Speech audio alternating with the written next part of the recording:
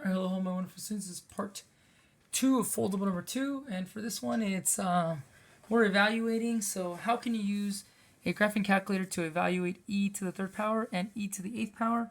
Unfortunately, I forgot my graphing calculator, but I'm going to show you how easy this is by using Desmos.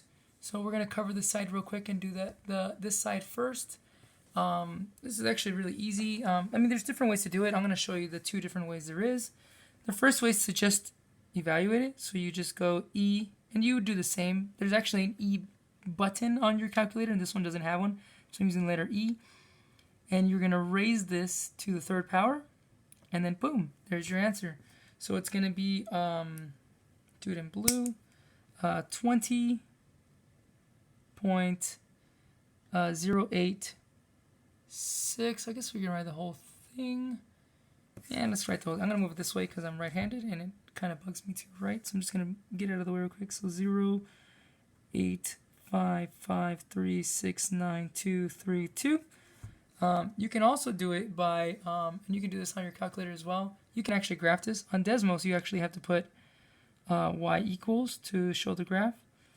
Oh, where's the y at? Y equals. And it's going to create a graph for us right there, and you see that it's at 20.06, which is basically what this would be here. So on ours we would actually have to trace it and figure out what it is, but on this one we don't have to because it gives us already to what it would be. I know it says 3, but if I move it over to oh, that's big numbers. I have to zoom. Oh my god, come on, zoom way in and go here. So I had 3. Kind of can see I have to get at 3, still 20.86. Okay, let's clear this one. All right, let's go ahead and move on to this one over here.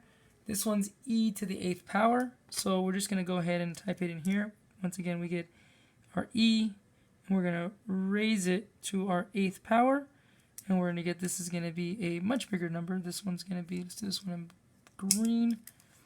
This one's going to be a 2,980.95798,704.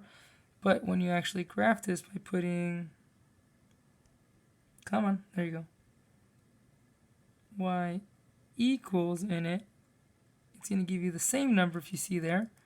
And you have to kind of zoom out on this one to see it, because it's like huge. There it is. And if you touch on the point, it'll give you that 0 point, but since it's a straight line, it's still going to be the same thing.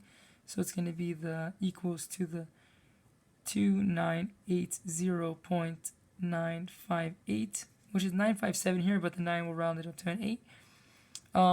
I believe when you're doing Math Excel, this is going to be a 2 decimal placement, but don't quote me. Look at what Math Excel says and then follow that template.